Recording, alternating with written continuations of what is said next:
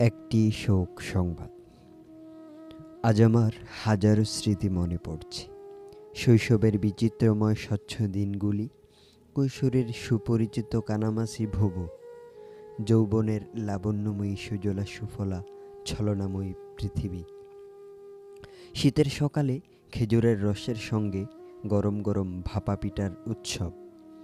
গ্রীষ্মের দুপুরে পাড়ার ছেলেদের সঙ্গে অলক্ষের আমজামের বর্ধাদোলাসহ বিক্ষিপ্ত স্মারক গল্প কাহিনী। এসব ভাবতে ভাবতে বিনিদ্র রজনী পার করলাম।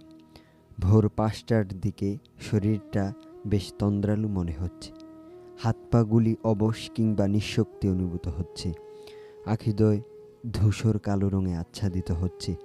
ঠিক এমন সময় আমার বাড়িতে অনামন্ত্রিত নিষ্ঠুর নির্দয় মালাকুল মউত আজরাইল উপস্থিত হলো।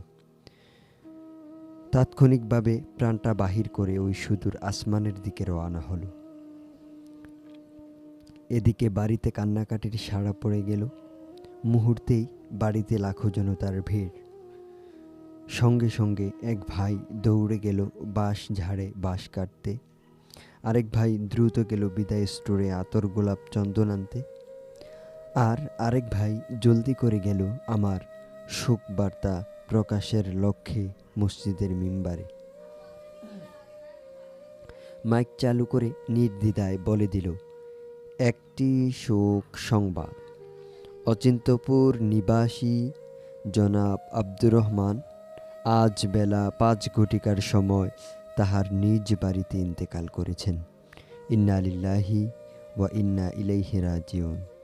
মরহুমের জানাজার নামাজ বাদ জোহর বাইতুল আজিজ ঈদগাহ জামে মসজিদ প্রাঙ্গণে অনুষ্ঠিত হবে।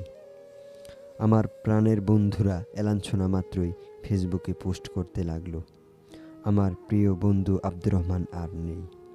ইতিমধ্যে বিদায়ী সরঞ্জাম আনিত হলো। মশারিটা নিয়ে সেখানে আমার গোসল ও কাফন সম্পন্ন হলো।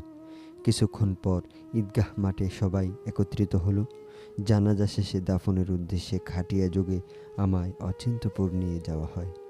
কবরে রাখার পর মাটি চাপা দিয়ে আমায় সমাধিস্থ করা হয়। অতঃপর সেখান থেকে একে একে সবাই চলে আসে আপনার চেনা জানা আবাসে। এখন থেকে আমার উপর শত্রু মিত্র কারো কোনো ধরনের অভিযোগ থাকবে না। আমাকে ভুলতে কারো সময় লাগবে একদিন, কারো ১ সপ্তাহ, আর কারো বা দীর্ঘ ১ মাস।